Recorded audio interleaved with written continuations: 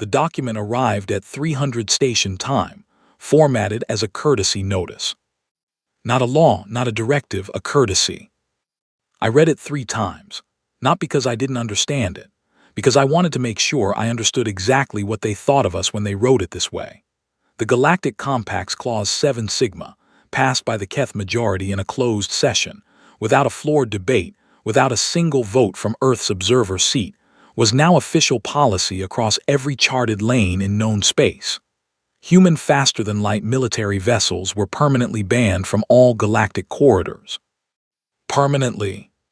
I set the document down on my desk in the Earth Diplomatic Annex on Station Veral 4 and looked out the viewport at the slow rotation of the docking ring below. 14 colony worlds, 3 mining stations out past the reach, 2 billion, 100 million humans living beyond Earth's own gravity well, all of them now sitting in space with no fleet between them and anything that wanted to come close. The Compact's peacekeeping force, the Veil, had an average emergency response time to human-flagged distress calls of 11 days. 11 days is a very specific number to know by heart. I know it the way I know my own name. I know it because of Kareth Station. I don't talk about Kareth Station. My comm unit buzzed. Admiral Hal Straka calling from Earth Command. I let it buzz 4 times before I answered. He was already talking before the channel fully opened, voice tight, running too fast.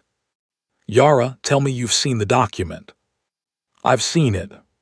Then you understand we need to mobilize. We can't sit here and let them. Hal, I said it the way you say a word to stop a door from swinging shut. He stopped. Sit down. I'm already sitting. Then sit differently. I need you calm. There was a pause. I could hear him breathing, the particular rhythm of a man swallowing a response he knows is wrong. Hal Straka had commanded 3 battle groups and survived 2 interstellar engagements. He was not a man who sat still when someone drew a line in front of him. But he trusted me. I still didn't fully understand why. What are you going to do? He asked. I'm going to read, I said. Another pause, longer this time. That's it. Hal, they've had 600 years to build this legal system. Every clause, every provision, every amendment is stacked on top of something older. They think we haven't read any of it. I picked up the courtesy notice again and turned it over in my hand. They're right that we haven't. I'm going to fix that. He didn't say anything for a moment. Then, you want me to hold the fleet back on the strength of a reading list. I want you to hold the fleet back because if you move it, you hand them exactly what they need to make this permanent. Right now it's a clause. You move those ships, it becomes a precedent. I set the notice down. Give me time. How much time? I looked at the stars outside my viewport. The slow, indifferent spin of everything out there that didn't care about us at all. 18 months. He laughed. It wasn't a happy sound. 18 months, Yara, the colonies are scared, I know. Tell them to be patient and to document everything. Every Veil response time, every unanswered distress signal, every delay. I need that data. And if something happens before 18 months, I didn't answer that. Because there was no answer that would make him feel better, and I'd stopped offering comfort that cost accuracy a long time ago. I'll call you in 72 hours, I said, and closed the channel. I sat in the quiet for a while. The annex had 12 rooms and I used 3 of them. The rest were stacked with document crates from the Compact archives, physical copies I'd been requesting for 6 months under a provision that gave observer state representatives access to pre-Compact foundational materials for diplomatic orientation purposes. Nobody had paid much attention to the requests, because nobody paid much attention to Earth's diplomatic representative doing anything other than sitting quietly in the corner of sessions and not causing trouble. That was the thing about being ignored. It had uses. I pulled the first crate onto my desk. It was the original foundational treaty of the Galactic Compact, 612 years old, written in 4 languages, 2 of which required a translation matrix to render in anything a human could read. I'd already acquired the matrix 3 months ago. The clause that banned our fleets was nested in Section 7, part of a security framework the Keth had pushed through 40 years earlier during a period of instability in the outer lanes. It looked solid. It read solid. The language was careful and the precedent citations were long, and the whole thing had the particular weight of something that had been in place so long that challenging it felt like trying to argue with gravity. But gravity had rules too, and rules had origins, and origins sometimes had cracks. I found the first one at 700. It was a single line in an amendment ratification clause from 300 years before the ban was ever written. It said that any security provision affecting the sovereign movement rights of member states required unanimous consent from all spacefaring members at the time of ratification. Not a majority vote. Unanimous. Every spacefaring member. Earth had not been a spacefaring member 300 years ago. Earth was one now. The ratification of Clause 7 Sigma was, by the Compact's own foundational rules, procedurally void. I sat back in my chair. I looked at the line for a long time. Then I looked at the rest of the document around it, tracing connections, checking references, following the chain of citations backward through the centuries to make sure I was reading what I thought I was reading. I was. Not just void.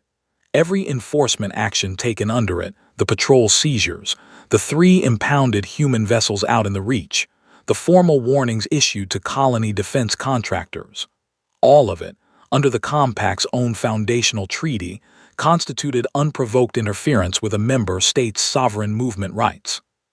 They hadn't just banned our fleets. They'd handed me the argument that demolished the ban. But I didn't celebrate. I didn't call Hal. I didn't do anything except pull the next document from the crate, because one line in one amendment meant nothing without 200 more documents supporting it, and I had work to do. I submitted Earth's formal acknowledgement of Clause 7 Sigma that afternoon, signed, dated, formatted correctly in all 6 official Compact languages. Cooperative, compliant, the model of a small, grateful observer state accepting the decision of the majority without complaint. Attached to it, in a secondary filing that slotted neatly into the submission queue, was Earth's application to restructure the Compact's legal framework under Provision 44, a provision that hadn't been invoked in 6 centuries, the one that allowed a member state to formally challenge the jurisdiction of any clause if they could demonstrate systemic harm to their civilian population. The filing was 47 pages. I'd been writing it for 3 months. Nobody noticed it in the queue. Why would they? Earth filed a lot of paperwork that nobody read.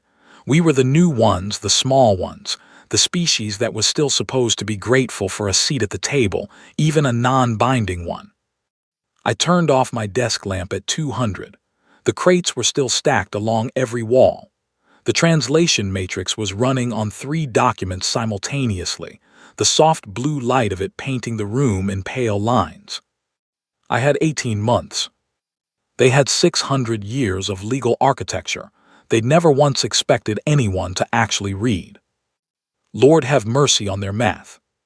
I found Suveth on the 3rd floor of the Compact's Central Archive on Station Veral 4, 14 days after the ban went through.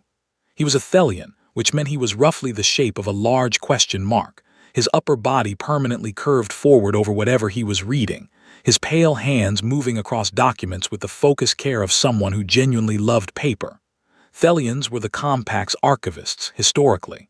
They cataloged. They organized. They did not typically get involved in politics. He looked up when I walked in and asked if I needed help finding something. Everything from the pre-Compact era, I said. Specifically, anything related to the foundational ratification structure of the security provisions, and anything on Provision 44. He blinked at me for a moment. Provision 44 has not been referenced in active legal proceedings in 603 years. I know. May I ask why you're interested in it? Diplomatic orientation research, I said. I'm very thorough. He looked at me the way a person looks at someone who has just said something technically true in a way that is clearly not the whole truth. Then he went and pulled the documents. He was quiet about it, efficient, and he didn't ask more questions that day. I liked him immediately. Over the following weeks, I developed what I could only describe as a working relationship with Suveth that existed somewhere between professional collaboration and the kind of strange friendship that forms between two people who spend too many hours in the same room with bad lighting and too much coffee. He reorganized my document system every few days. I reorganized it back. We never discussed this. It was our only point of genuine friction. He started asking questions around the third week. Not the pointed kind, the genuinely puzzled kind, which was different and somehow more difficult to navigate. "You are reading the original language of the security framework," he said one afternoon, not looking up from his own cataloging. "The pre-ratification drafts, not just the final text." "Yes." "Why does the pre-ratification language matter? The final ratified text is what has legal standing." "The final text is what the Keth wanted everyone to read," I said. "The drafts are what they were actually trying to do. There's a difference, and the difference has legal weight if you can trace it through the amendment record." Suveth set down his stylus. He looked at me with an expression I'd come to recognize as his version of alarm, which was subtle enough that I'd missed it the first 4 times I'd seen it. "Commander Os, are you building a jurisdictional challenge to Clause 7 Sigma?" I didn't look up from my screen. "I'm doing diplomatic orientation research." "You have requested 947 documents in the past 3 weeks. I'm very thorough." He was quiet for a long time. Then he picked up his stylus and went back to cataloging. "I will find you the pre-ratification drafts from the amendment cycles between 250 and 310, he said. "They are in a physical storage section that requires a specific access form. I will acquire the form." I looked up then. He was already walking toward the back of the archive. The documents from that period were where everything became structural. Not one broken link, but a whole chain of them. The unanimous consent requirement I'd found in the foundational treaty wasn't an isolated anomaly. It was a principle that threaded through the entire ratification architecture of every major security provision the compact had passed in its first 2 centuries. It had been quietly sidelined in the 3rd century when the Keth bloc consolidated its majority, not removed, just buried under newer language that assumed it was no longer operative. But it was still there, and it still applied to any provision affecting movement rights. I mapped it across 11 documents, then 20, then 60. By the time I was done, I didn't just have an argument against Clause 7 Sigma. I had an argument against the legitimacy of 8 other major security provisions, 5 of which had active enforcement actions running against non-majority member states at this very moment. Small species, quiet ones who'd accepted restrictions on their movement, their defense spending, their communication protocols, because the compact said so, and the compact was the law, and the compact had always been this way. It hadn't always been this way. That was the point. I printed the core documents in physical form and stacked them on my desk in order of citation chain.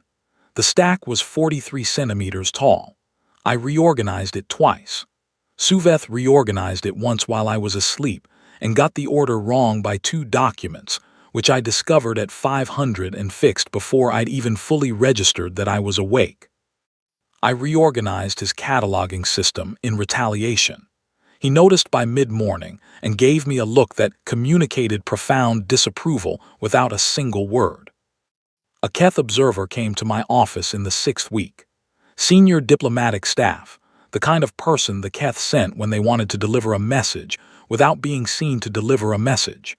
He was courteous in the specific way that very large political entities are courteous to very small ones. Smoothly, warmly, in a way that made the size difference feel like a kindness rather than a fact. He asked how I was settling in. He asked about Earth's position on the upcoming resource lane renegotiations. He asked, very casually, whether I'd found the compact's archive facilities adequate for my research needs. I told him everything was wonderful. I offered him tea. I agreed pleasantly with his summary of the current political landscape. I showed him nothing. After he left, Suveth appeared in the doorway of my office.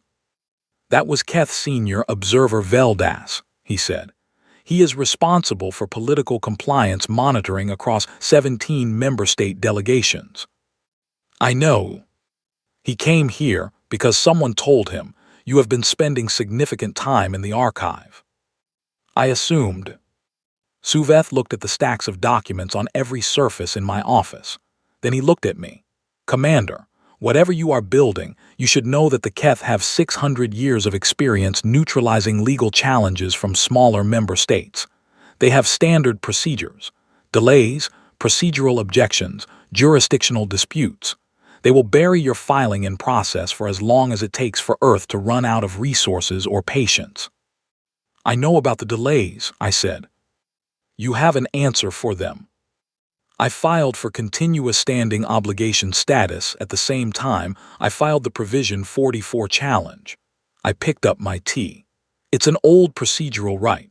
Requires the compact to actively respond to any challenge involving potential civilian harm within 90 cycles. No delay permitted. Suveth stood very still for a moment. "Where did you find that provision?" "Volume 14 of the Pre-Compact Procedural Codex. Third shelf from the bottom left section, the one with the binding damage that nobody had opened since before I was born." I looked at him over my cup. "The one you were going to recommend they transfer to off-site storage last month." "He processed that. I did not transfer it." "I know, that's why I like you, Suveth." He went back to his desk without another word. I heard the particular sound of him pulling another document from a crate, not his assigned cataloging, something new. He worked 2 hours, past his usual finish time that evening. The thing about grief that nobody tells you is that it is also a kind of fuel if you let it be. Letting it be is the hard part. It would have been much easier to have Hal send the fleet. Much faster. The direct response, the human response, the chest-forward response. My crew on Kareth Station would have understood the fleet response. Some of them would have called for it themselves. But I'd watched what the direct response got us before. I'd watched 11 days pass. I knew what direct looked like when the rules said it wasn't allowed. So I sat in a room full of 600-year-old documents, and I read. I read everything. And I took notes that Suveth organized better than I did. The morning I filed the full challenge, I ate the last of the protein bar supply I'd brought from Earth. I had been rationing them for 6 weeks by that point, not because I couldn't get food on Varol 4, but because somewhere around week 3 I'd stopped being able to make decisions about meals, and the bars required no decisions at all. You ate them. They sustained you, the end. I put the wrapper in the recycling unit and submitted the filing at 6:09. 1,412 pages. Cross-referenced, indexed, annotated. Available in all 6 compact official languages including Velshani, which took a specialized rendering system 38 hours to produce correctly because Velshani was tonal and written simultaneously on 2 spatial planes, and most translation systems treated it as decorative rather than functional. I had paid, out of Earth's diplomatic operational budget, for a specialist system to render it properly. The Keth, who comprised roughly 30% of Velshani native speakers in the compact, would have to read every argument in their own second language, rendered flawlessly. Suveth had found the specialist system. I called him into my office after the submission confirmation came through and showed him the receipt. He looked at the cost of the rendering system for a long moment. "You spent 14% of Earth's quarterly diplomatic operating budget on a language formatting tool. The compact rules require accessible filings for all official language communities," I said. I was following the rules. "Commander Osai," he set the receipt down. "That is the most aggressive act of procedural compliance I have ever witnessed." "Thank you." He made the sound that served Thelians as a short laugh, low and slightly startled. I'd only heard it twice before. The compact's initial response came back in 4 days. A procedural delay request. Standard language, warm tone, deeply condescending in the specific way of something that expected to work. They cited review period requirements and resource allocation constraints and the complexity of the submission scope. The language was careful. The subtext was, "Go away." I had filed the continuous standing obligation attachment simultaneously with the main challenge, nestled in the submission package behind the main index, formatted as a standard procedural addendum in font size consistent with the rest of the document, so it did not stand out visually. Anyone skimming for the headline filing would have skimmed past it. The Compact's procedural team had skimmed past it, which meant the 90-cycle response clock was already running. Had been running since 6:09 on the morning I filed. They just realized this when they tried to submit the delay response, because the automated compliance system flagged the conflict and rejected the delay request. My comm lit up within 6 hours, not a courtesy notice this time. An urgent channel request, Keth Senior Observer Veldas. I let it sit for 90 minutes, then I accepted. Commander Osai. His voice was composed, but composed the way a room is composed after someone has quickly straightened everything in it before a guest arrives. We appear to have encountered a scheduling complication with the review timeline. "I'm sorry to hear that," I said. "The continuous standing obligation attachment you filed is a standard procedural right available to all member states under the original Compact Procedural Codex," I said. "Volume 14, Section 31. I can send you the citation if that would help." A pause. That provision has not been used in active proceedings in some considerable time. "No," I agreed, "it hasn't." Another pause longer. "The majority will need to convene a session to address the review timeline issue." "Of course, I'll be available." I paused a moment myself. "I'm sorry, this must be a busy period. Should I send the Velshani rendered copy to senior counsel directly, or would the standard distribution channel be sufficient?" The line was quiet for 4 full seconds. In my experience, 4 seconds of quiet from a Keth diplomat was equivalent to approximately 30 seconds of any other species distress. "Standard distribution will be fine," he said. I thanked him and closed the channel. Hal called that evening. I could hear the tension in his voice, the same wire-tight frequency it had held since the ban went through, but there was something else underneath it now. Something that hadn't been there before. "I've been getting reports," he said. "The colonies are scared, the outer stations are scared. Yara, if something happens." "Tell them to keep documenting," I said. "Every veil response time, every communication, every delayed acknowledgement." "You keep asking for that documentation. What is it for?" "The harm component of my challenge," I said. "I can prove the ban is legally void without it, but I need to prove it causes active harm to civilian populations to invoke the 90-cycle clock. The documentation the colonies are collecting is evidence of systematic negligence in the Compact's protection mandate." I leaned back in my chair. "They're not just witnesses, Hal. They're building my case." He was quiet for a moment. Then, "How much longer?" 30 cycles from tonight," I said. "Maybe less." I heard him exhale. "I've got crews ready, the moment this changes." "Not before. I need this clean. The moment those ships move before the legal ruling, the Keth have grounds to escalate and everything I've built becomes a secondary issue." "Understood," he paused. "You eating?" I looked at the empty protein bar wrapper I hadn't thrown away yet. It was still on the corner of my desk. I don't know why I hadn't recycled it. "Yes," I said. "Actual food. Relatively speaking." He made a sound that wasn't quite a laugh.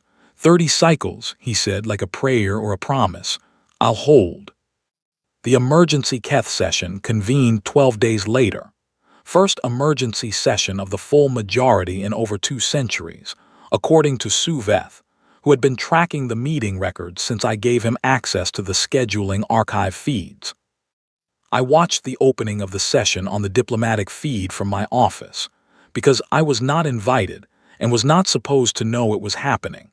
a fact that both of us understood and neither of us mentioned in the formal diplomatic exchange that continued smoothly on its separate track. The session lasted 19 hours. I know because I was still awake when it closed. What I didn't know, what I had no way of knowing yet, was that a data packet had left my office 6 weeks earlier on a timed relay, not a comm transmission, an archive distribution request filed through the Compact's public information framework, requesting that a set of historical incident documents be added to the publicly accessible Colonial History Archive. Standard request. Routine processing time of approximately 6 weeks. The documents were the complete incident record from Kareth Station. The internal reports, the response logs, the communication records, the full timeline of what the 11-day Vale response window had looked like from inside. I'd filed the distribution request the same week I filed the challenge. By the time the Keth emergency session closed, those documents had been in the public archive for 9 days, picked up by 3 news distribution services, then 14. Then, somewhere around day 7, by every major compact information network from the core systems out to the reach. Veldas called me the morning after the session. He was not composed this time. "Those documents," he said. "They're public record," I said. "Declassified colonial incident files. The public archive framework requires accurate historical records to be accessible to all member states." I let a moment pass. I was following the rules. He said nothing for several seconds. "Commander Osai, what is it precisely that you want?" I looked at the empty protein bar wrapper on the corner of my desk, at the stacks of documents along every wall, at the pale light coming through the viewport, the slow rotation of the docking ring below, the indifferent stars past it. "What I've always wanted," I said, "a fair system that works for everyone in it." He closed the channel. I recycled the wrapper. 30 cycles, the clock was running, and the galaxy was starting to pay attention.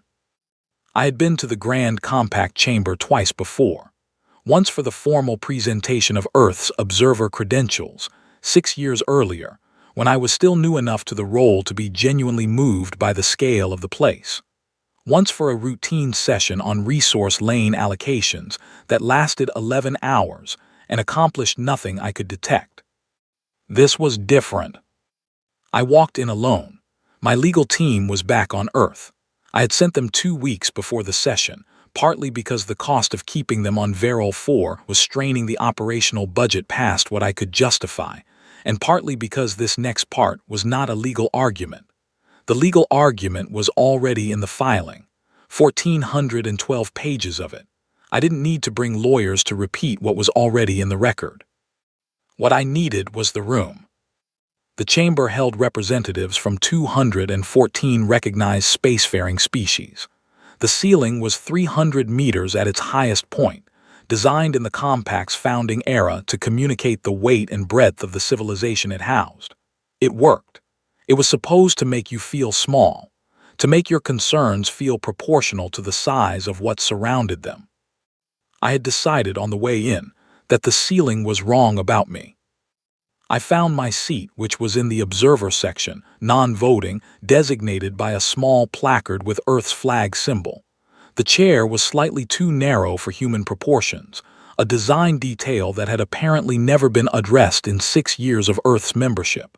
I sat in it anyway. I sat straight. The Keth lead counsel opened the session. His name was Rathvel, and he was, by any reasonable measure, excellent at what he did. He had argued 39 cases before the grand session and won 36 of them. His voice had the particular quality of complete certainty, the voice of a person who has never seriously doubted that the room would agree with them before they finished speaking. He spoke for 2 hours and 14 minutes, I counted. I had nothing else to do. Since my speaking time would come at the end, and I had brought nothing with me to read. Rathvel's argument, distilled past the procedural language and the historical citations and the careful framing, said this: humans were an unstable species with a documented tendency toward militaristic behavior, and their unrestricted presence in galactic corridors presented a systemic security risk. The compact existed to provide order. Clause 7 Sigma preserved order. Earth's challenge was an attempt to prioritize one species' preferences over the collective safety of all. He used the word preference 4 times. Not rights, not security, preference. When he sat down, the chamber monitor indicated it was Earth's representative's turn to speak. I stood up. I had written my opening argument, had been writing it in various forms for most of the past 18 months. The document on my tablet was 31 pages long, organized into 7 sections, thoroughly cited. I did not open the tablet. I looked at the chamber. 214 species, their representatives arranged in the sweeping rows of the delegate seating, their translation systems running, their attention pointed at me in a range of ways from genuinely interested to professionally neutral to the particular quality of stillness that meant they had already decided I would fail. Before I address the legal record, I said, I want to read some names. I took a single card from my jacket pocket. I had written them by hand. Lieutenant Owen Graves, Engineer First Class Donna Fielding, Station Commander Paul Aruda, Navigation Specialist Claire Morton, Medical Officer Ben Akafer, Maintenance Crew Chief Sandra Voss, Research Coordinator Yemi Adebio, Communications Specialist Ray Holt, Junior Engineer Lena Brandt, Pilot Second Class Marcus Adair.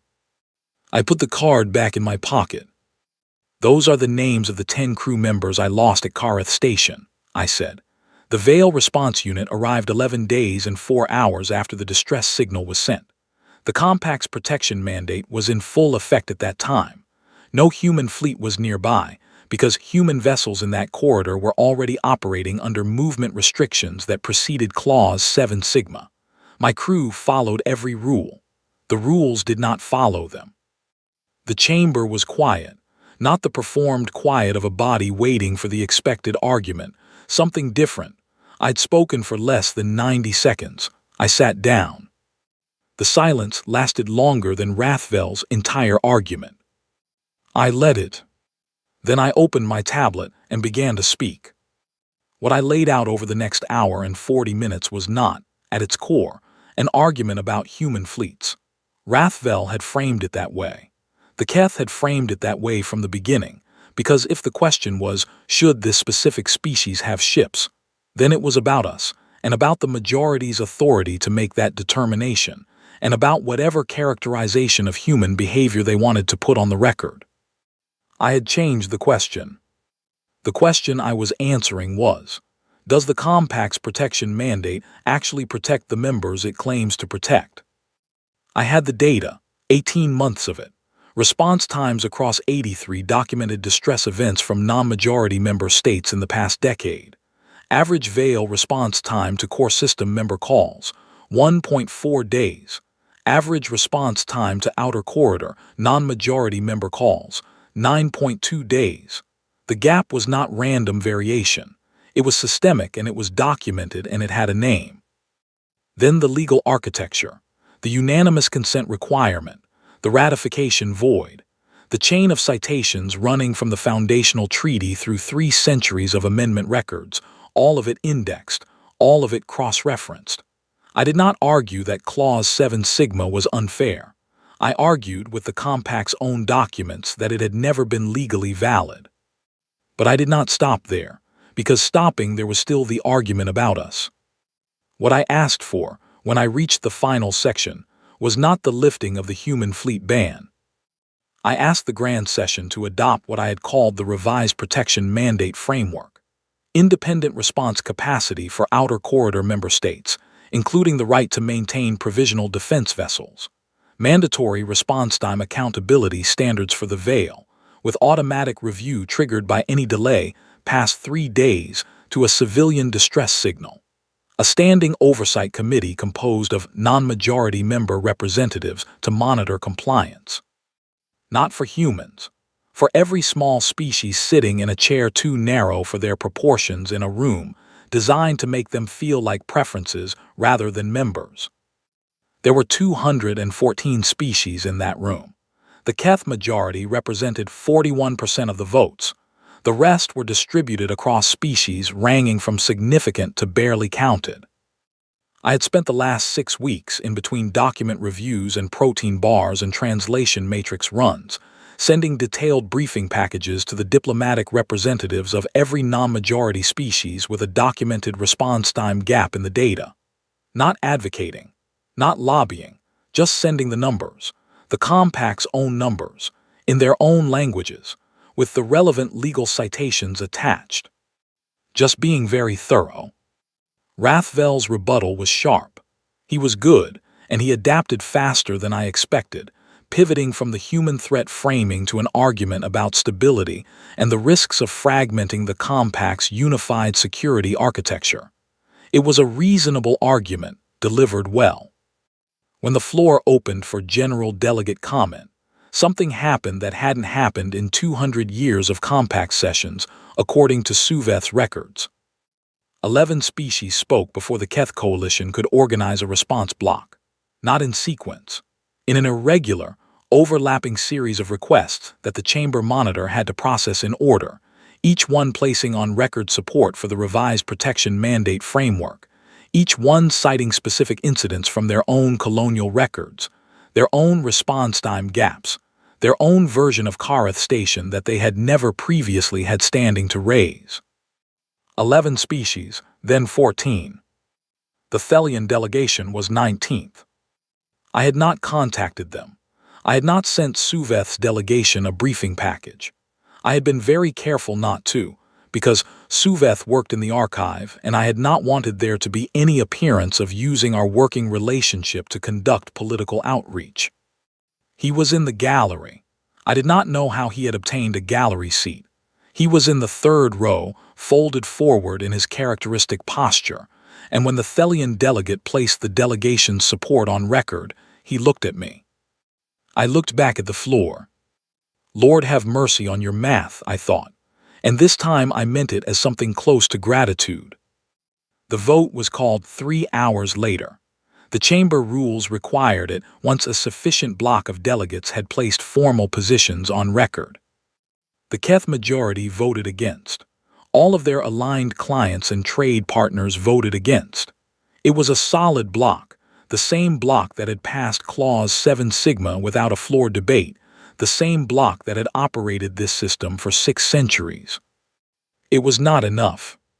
The non-majority vote, when it consolidated, carried with it not just numbers but the specific legal weight of the continuous standing obligation clock, which meant that a failure to pass a resolution addressing the documented civilian harm would have triggered an automatic compact review process that the Keth had even less appetite for than the framework vote. They had built a legal system designed to keep smaller members compliant. The same system, read carefully, had given smaller members the lever to move it. The revised protection mandate framework passed with 214 delegates present and voting. The margin was not close.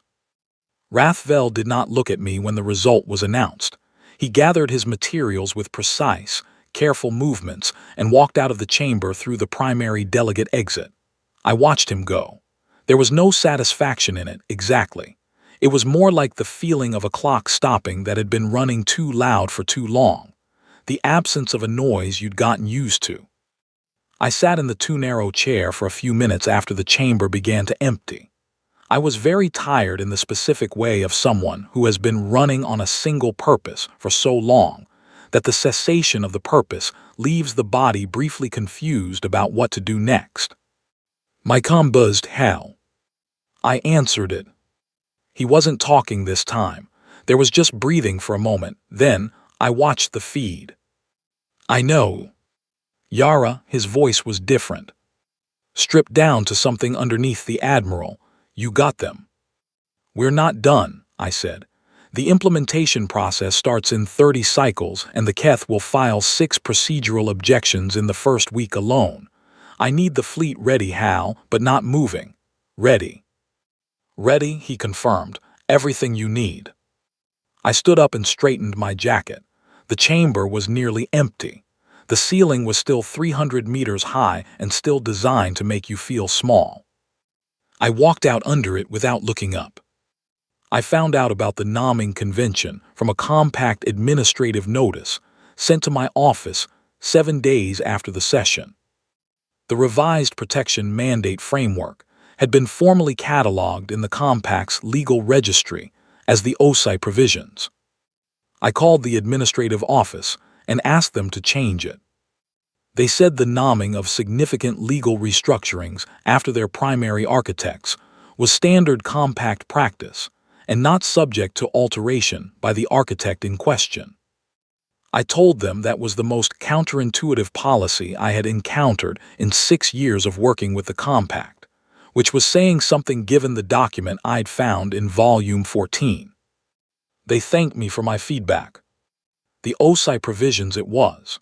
I found this deeply irritating in a way I could not fully articulate, which probably meant something about how much easier it was to fight for things than to let them be named after you. Hal called about the parade. He had apparently been planning it since the session vote, which meant he'd been planning it before the vote was confirmed, which was very Hal. I told him to use the budget for commissioning response-ready vessels with proper medical bay capacity and range specifications that covered the outer corridor approach lanes.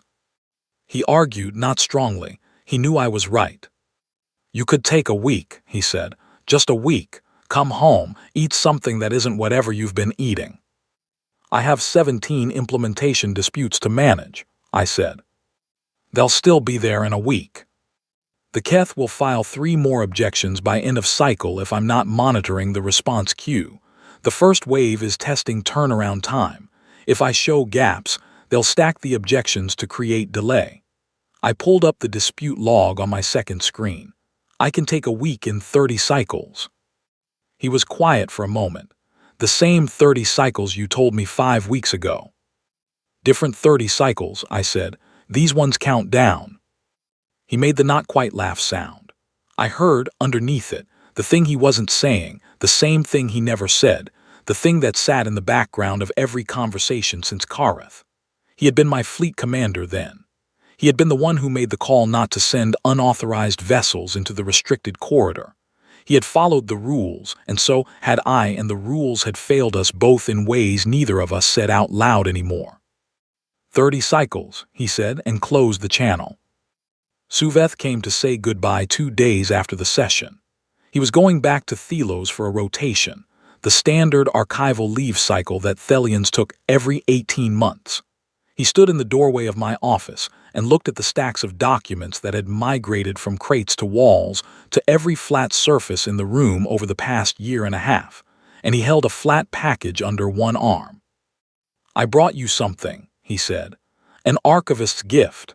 It is the tradition, when something significant has been found in the archive, to give the original document to the person who found it." He crossed the room and set the package on my desk. I opened it. It was the original pre-compact foundational treaty, not a copy. The actual document, sealed under preservation material, the real paper, 612 years old. The page with the unanimous consent amendment clause was visible through the transparent cover, the line that had started everything marked by a conservation tab in pale gold. I looked at it for a long moment. I did not know what to do with gifts. I knew how to work. I knew how to argue. I knew how to read 600-year-old legal documents and find the one line that mattered. Sentiment was a different language, and I had never been fully fluent in it. "Thank you," I said. He nodded once. "It belongs with someone who will actually read it." He left. I put the framed document behind my desk, at an angle where I couldn't quite see it from my chair, because if I could see it, I would look at it, and if I looked at it, I would think about what it represented, and if I thought about what it represented, I would lose the thread of the 17 active implementation disputes. Later, there was time for that later. The KETH filed 4 objections in the first week, which was one more than I'd predicted. I handled 3 of them directly from the legal record. The 4th was more creative, a structural argument about the interpretation of provisional defense capacity in the framework text that required pulling 2 additional documents and a clarifying addendum I'd actually anticipated and drafted 3 months ago, waiting in my files. I submitted the addendum and went back to the implementation queue. Veldas requested a private meeting in the second week, not a comm channel this time, an in-person request. I agreed to it. He came to my office. He looked at the documents along the walls, the ones Suveth had reorganized one last time before he left, and then he looked at me, and for the first time since the ban had gone through, he did not reach for the smooth condescension of something larger talking to something smaller. He just looked tired. "You are going to keep doing this," he said. It was not a question. "Administering the implementation of the OSI provisions. Yes, that's my responsibility." "That is not what I mean." He sat down in the chair across from my desk, which nobody ever sat in because I had been using it as a secondary document surface. He moved 3 document folders to make room. "You found vulnerabilities in 6 other major security provisions. I know you found them. You were reading in that direction from the beginning." I let a moment pass. "The compact is a very well-built system," I said. "It just wasn't built for everyone in it. That's a correctable problem." "And you intend to correct it?" "One provision at a time," I said, "using the compact's own rules, which is, I believe, how change is supposed to work." He looked at his hands for a moment. When he looked back up, something in his expression had shifted in a way I couldn't entirely read, something between calculation and something older. "You named 10 people," he said, "at the beginning of your address." "Yes." "I read the Kareth records after they became public, all of them." He paused. "I have been with the compact for 41 years. I have voted for 17 security provisions in that time. I did not read the incident documentation the way your records showed it." There was nothing I could say to that, so I didn't say anything. He stood up. "The Keth will continue to file objections during implementation. I want you to know that I will not be coordinating those filings." He picked up his things and walked out. I sat with that for a minute. Not what it meant politically, though it meant quite a lot politically, just the fact of it. 41 years in the compact, 17 provisions, 1 set of incident records read fully for the first time. I opened the implementation queue. There were 16 active disputes, 4 pending responses, and 2 new objections that had come in while I was in the meeting. The outer corridor species that had spoken at the session were beginning to file their own provisional defense capacity registrations under the new framework, the first wave of something that would take years to fully settle into place. The Veil had already received formal notification of the new response time accountability standards, and had submitted a preliminary compliance schedule that I had sent back with 13 specific amendments. Hal called to tell me the first response-ready vessel was cleared for commission under the new provisional defense rules. It was a small ship, outer corridor capable, medical bay, full-range communications. He wanted to name it after someone. I told him to name it after Owen Graves. He was quiet for a moment. "Yeah," he said. "Yeah, okay." I went home to Earth at the end of the 3rd week. Not for a week. For 4 days, which was what the implementation queue could reasonably tolerate with Hal's team managing the routine acknowledgments. The apartment had been empty for 18 months. It was dusty in the specific way of a place that had been waiting rather than abandoned. I opened the windows, cleared the surfaces that were covered in nothing at all. Made actual food in an actual kitchen, with ingredients that required more than one decision. I ate at the table. The names were on the wall in the hallway.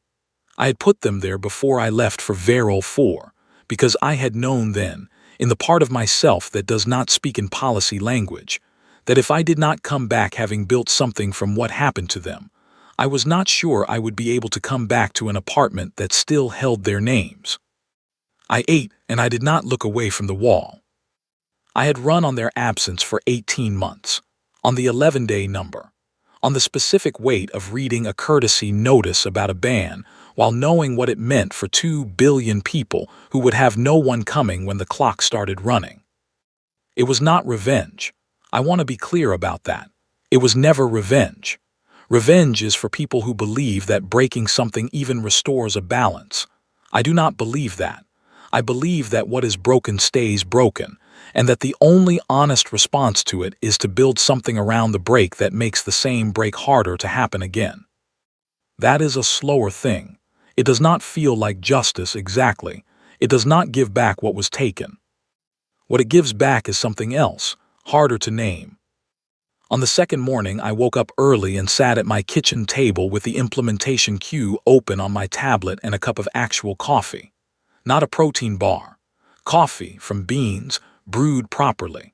Outside the window, the city was doing its early morning thing, the particular soft noise of something large and ordinary just beginning its day. The first new Keth objection was in the queue. Procedural, specific, well-argued. They had good lawyers. They were going to keep using them. I had already anticipated this one. The response was drafted, ready, waiting in my files on a 30-cycle delay. I submitted it and moved to the next item. The galaxy had tried to close a door. I had spent 18 months reading the door's blueprints until I found the part where the hinges were missing. That door was open now, and behind it were 16 other doors, and I had already read their blueprints too, and the compact's own rules said I had the right to file challenges on each of them, one at a time, through proper channels, with correct formatting in all 6 official languages. I finished my coffee. 30 cycles until the next major implementation review. I had a lot of reading to do.